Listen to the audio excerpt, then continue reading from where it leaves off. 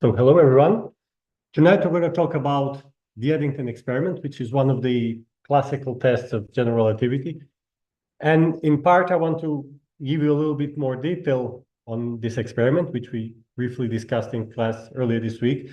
But I'm also talking about it for another second specific reason that I'll come to at the end of the talk. So the main question here is, does light gravitate? In other words, if I have a beam of light, will that beam of light be deflected by a gravitational field, such as that of the sun? And the answer, you might think, depends on what you think light actually is. So if you think light is a particle, as Isaac Newton did, for example, you could argue, yes, you should expect it to be deflected by gravity. So actually, Isaac Newton did suggest this in 1704, but as far as we know, he never quantified it. He never calculated the amount of deflection that a certain gravitational field, again, such as the sun, would have created. According to the historical record, the first person to do a correct calculation in the context of Newtonian physics was Henry Cavendish, who did it around 1802, but he died not much afterwards, and he never published his calculation.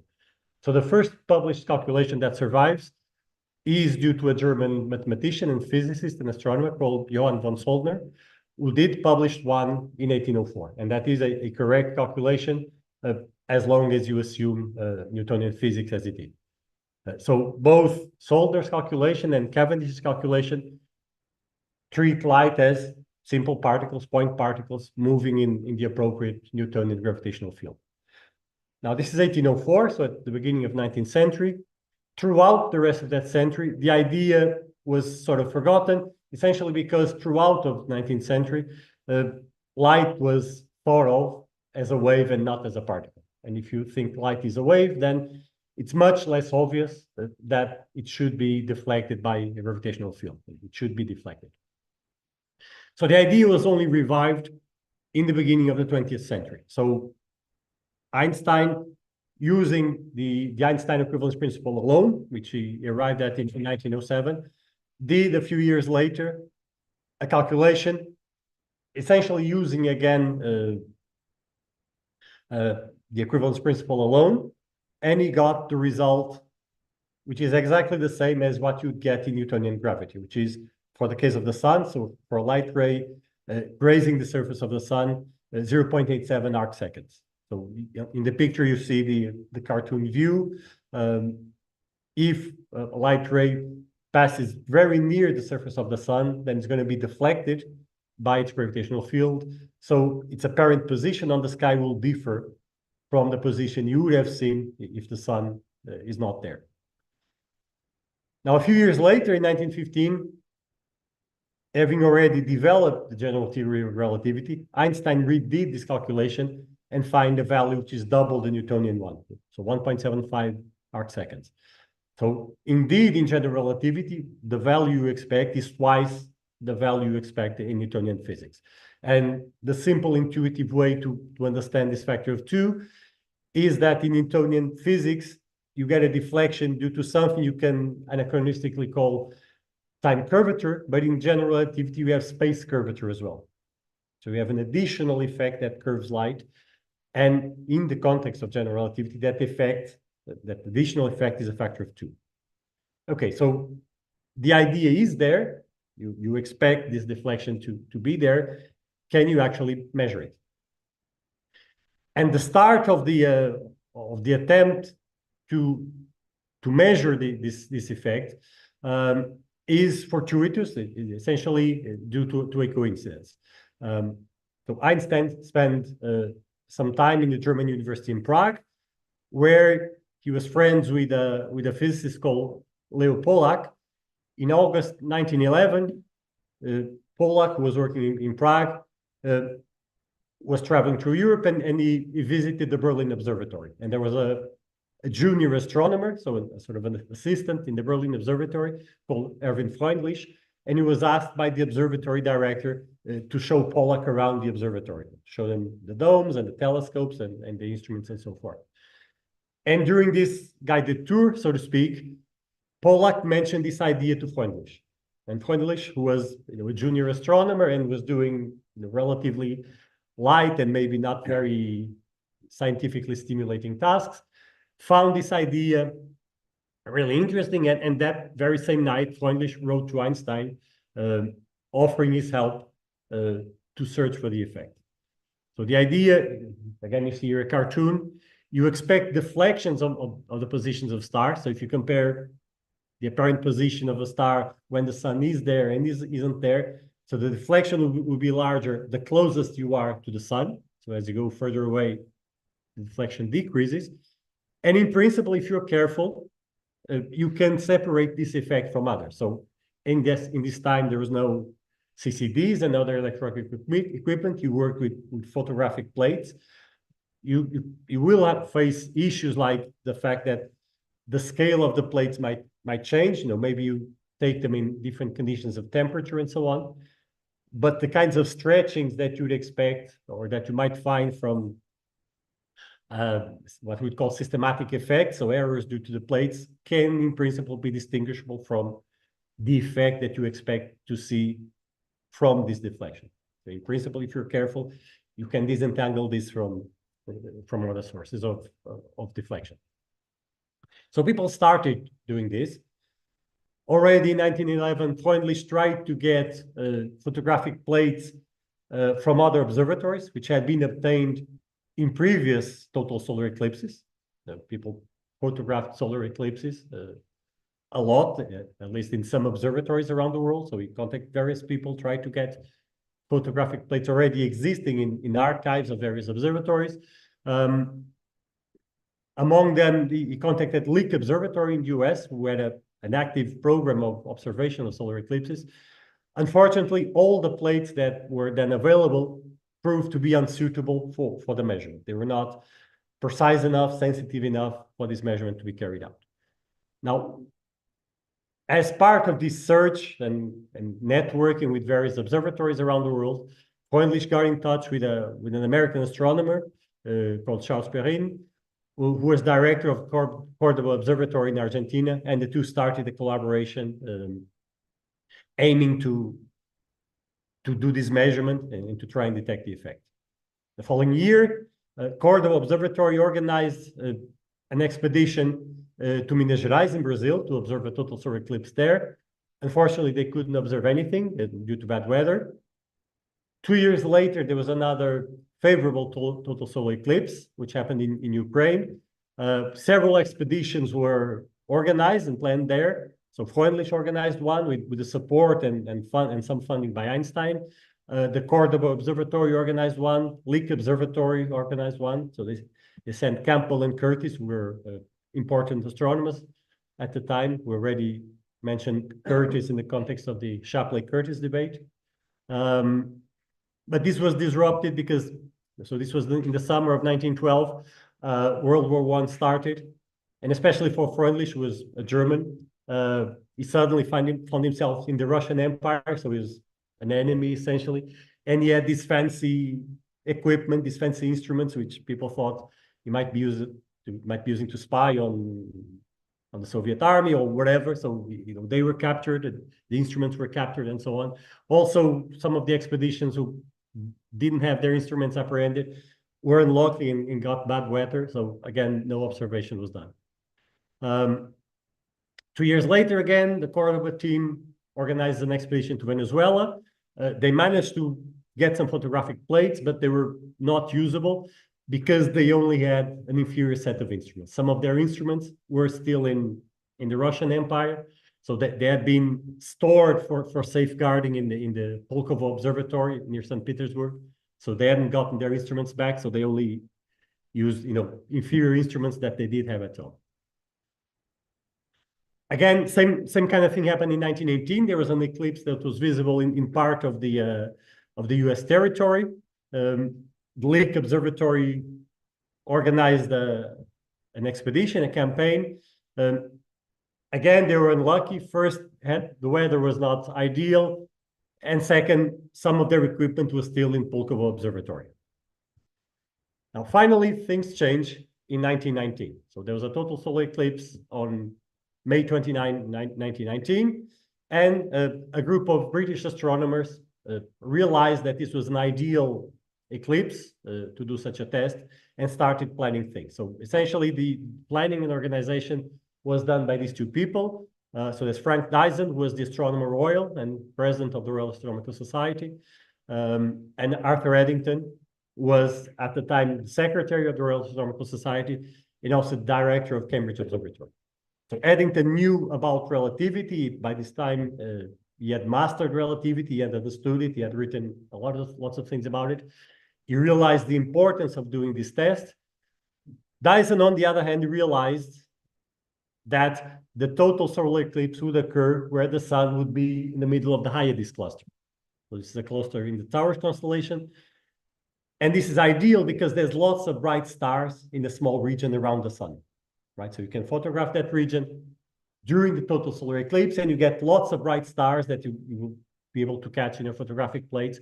And the brighter they are, the easier it is to measure their positions when the sun is there and sometime before or after when the sun is not there. So an expedition was organized, and essentially people talk about a British expedition, but effectively there were two British expeditions, which were coordinated, obviously, but to a large extent, they acted with some independence, and so therefore you can think of them as independent expeditions. So there was the Greenwich part. So Dyson, being the Astronomer Royal, was based in the Greenwich Observatory. He didn't want to go himself because there was an important meeting that summer. It's sort of the meeting where the International Astronomical Union was created. So he wanted to be present at that meeting.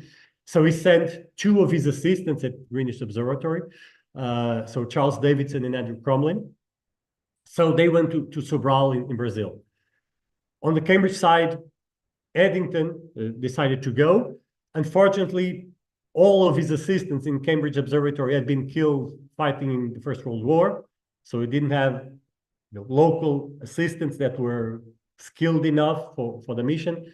So he invited a guy called Cottingham, who was essentially an engineer, a watchmaker. He was one of the people that went to check and calibrate various instruments in Cambridge Observatory. So Eddington took him along, and they went to Principe Island.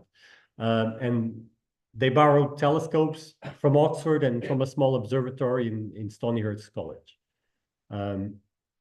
So they set out by boat from Liverpool. They stopped in Lisbon, then they stopped in Funchal, so in Madeira. Then they split, and part of the group went to Belém, and from there to Sobral, and the Eddington side went to Cape Verde and then to Principe Island. And essentially, you could expect three possible outcomes. Setting aside possible surprises, which nature sometimes gives you when you're doing science, you could foresee three possibilities. Either there is no deflection, which would have shown that light doesn't gravitate, or you might find the Newtonian prediction, 0.87 arc seconds for a light ray grazing the sun, so just tangent to the surface of the sun, or you might find double that value, which would be the general relativity prediction. Now, these days, people sell this story as being Newton versus Einstein. What really the expedition wanted to prove unequivocally, definitively, is that light would gravitate, right? That the deflection was non-zero. So that was the main scientific goal. If additionally the precision of the measurements was such that you could distinguish Newton from Einstein, so much the better, right? That really what they wanted to do as a first objective was to prove that light gravitated. Okay, so here's another photo of Eddington. Next to it, you see Cottingham in his shop. On the Greenwich side, here's Davidson and Cromlin. So these two went to Brazil, and here's a photo of the people that were in Sobral. So you can recognize Davidson and Cromlin here.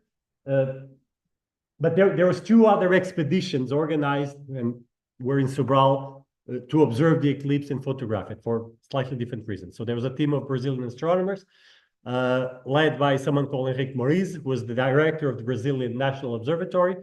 Essentially, they wanted to show, the British and Americans that they could do some science in Brazil, and they decided to take some spectra of the solar corona during the eclipse. On the other hand, there was also an expedition from the US, led by Daniel Wise and Andrew Thompson. They worked for what's called DTM, the Department of Terrestrial Magnetism at the Carnegie Mellon Institution in Washington. And they wanted to study the effects of the eclipse on the Earth's magnetic field and on the atmospheric electricity. So what changes you get during the total eclipse. So here's two photos, the one overimposed on the other of the people during the eclipse. The inset is obviously a photo taken during the eclipse itself, the total phase. These are the instruments that were used in Sobral. So there's a 13-inch astrograph and a 4-inch astrograph. So you notice that the telescopes are fixed, right? They don't move. So what you have is these things called celestats, and as the sun moves, these things move such that they always point the light towards the telescope. It turns out to be easier to design things this way. You don't move the telescope, which is a big thing. You move these things, which are significantly small. Now, actually, most of the data from Sobral comes from the 4-inch lens. It turned out that the heat distorted the celestat, so essentially the images taken by the bigger telescope were out of focus. So they were not ideal for the purpose. So here's a photo of the eclipsed sun. Again, you see the corona. You see, if you look very carefully, you see the positions of stars on a photographic plate. Here's a zoom in of a very active region of the sun. And so things were not ideal. So in Sobral, one of the telescopes was out of focus, essentially. In principle, it was raining all morning. Clouds more or less cleared just before the total solar eclipse. And Eddington, right after the eclipse, actually sent a telescope, sent a telegram saying "Through clouds, hopeful."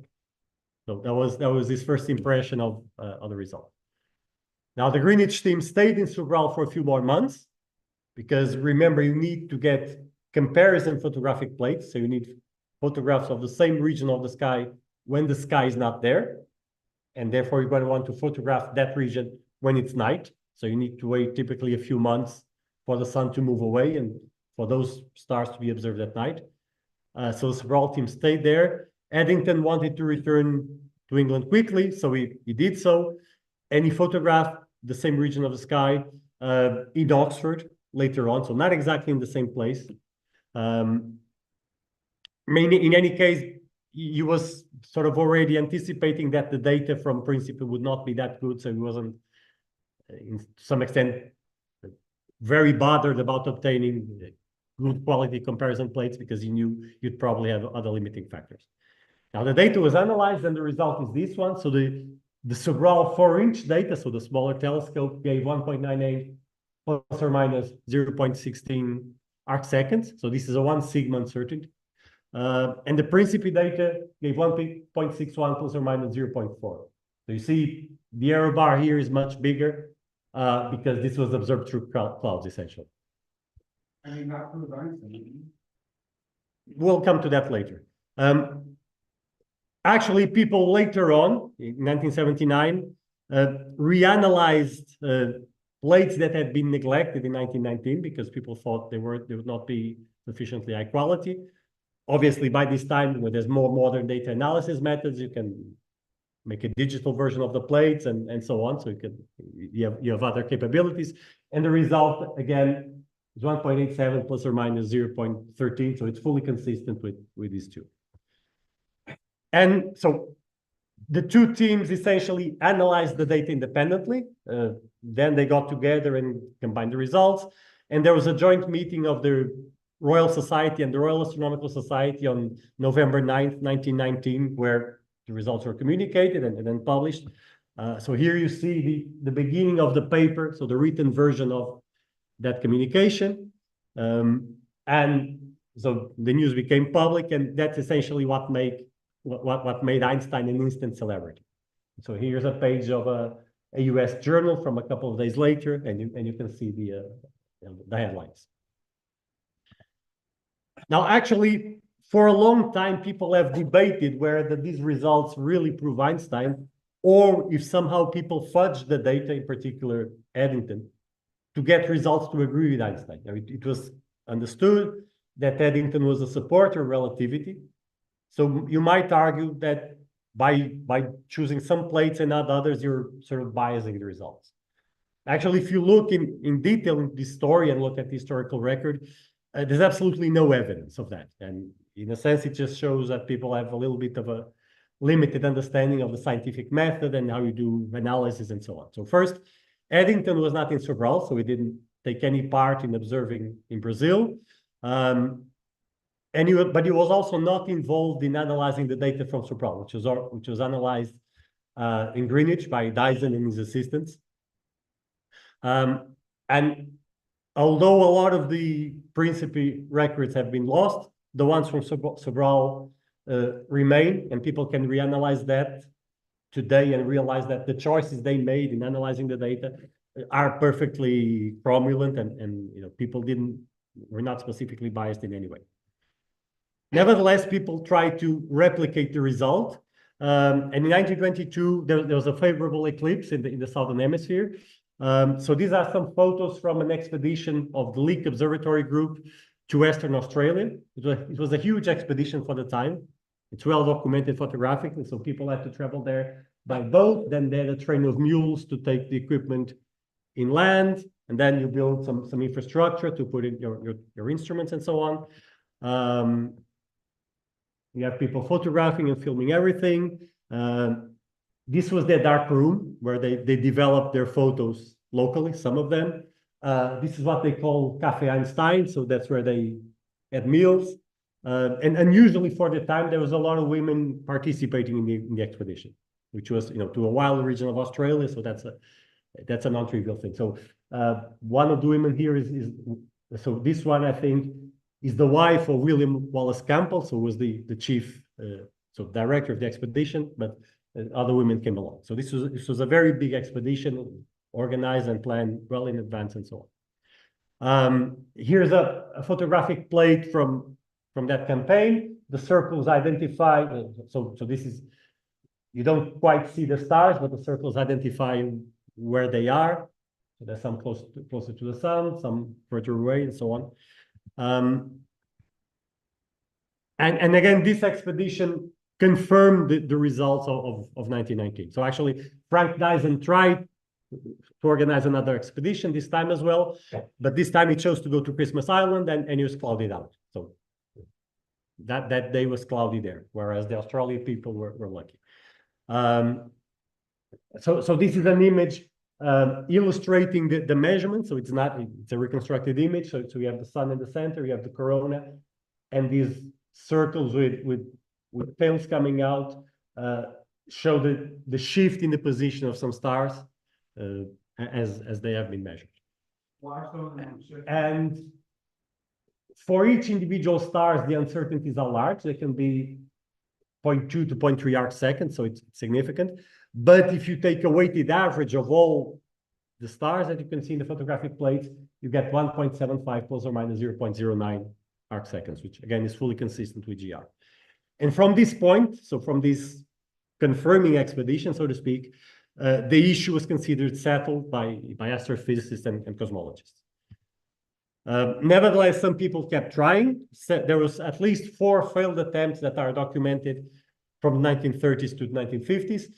Then this method sort of died down because starting in the 1970s, people started using radio telescopes to measure the deflection of light from the sun from distant quasars. And with the radio telescope, you can do this anytime, day or night, essentially, well, almost any time.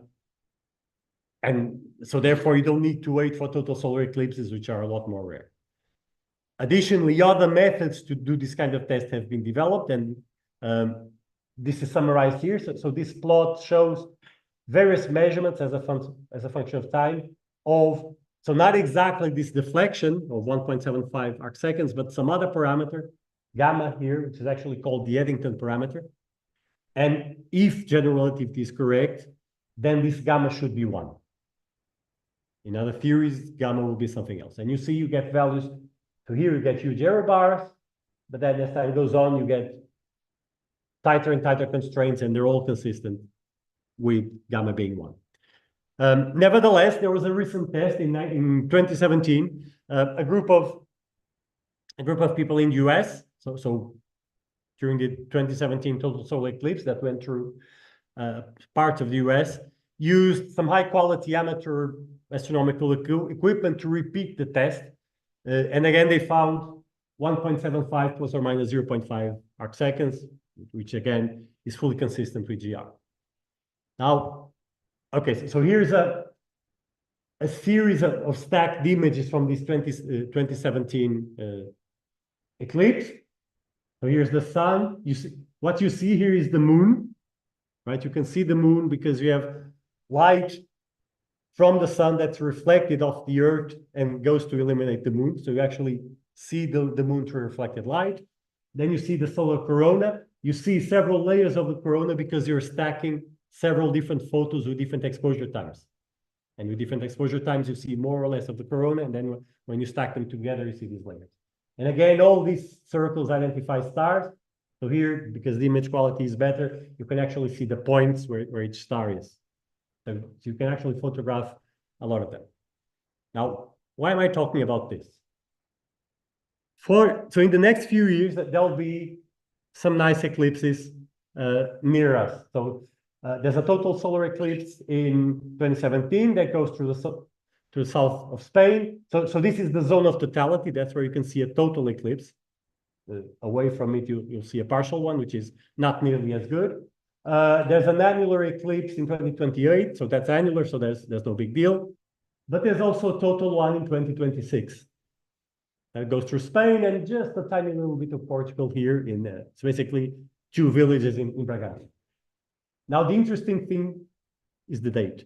The date is August 12, 2026. So during AstroCamp 2026. So our plan is to organize an expedition with the students of AstroCamp 2026, plus a small, so a limited number of former students, and we want to repeat the Eddington test during AstroCamp 2026. We're already starting to work on this. We already have an initial version of a project science team, so made of me and 4 former students of the camp. So Mariana was a student in 2017. Eliana was a student in 2020. You heard her talking on Sunday. Daphne was a student in 2016, and Paloma was a student in 2018. So we're starting to plan this and see how things can be organized and what equipment we need. There are some challenges. So the sun will be in a patch of the sky where there aren't really a lot of bright stars. So that's a challenge.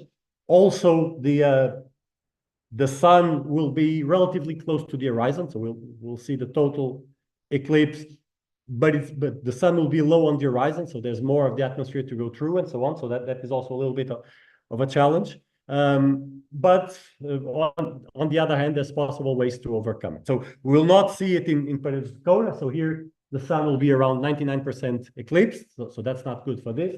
So we'll have to go somewhere in the north of Spain. There's some ideas of places where we can go. But that's just a day trip. We can do it quickly, and we can get some data, and yeah, then we can analyze it and see what we find. So that's the plan. We are working on it, and hopefully 2 years from now we can do this and actually repeat the test and test general relativity again. So that's what I wanted to say. So we'll continue with this, and hopefully 2 years from now, at the end of the camp, maybe we'll have some really preliminary results, and on the months after that, we'll continue. Okay, so that's it. If you have questions, let me know.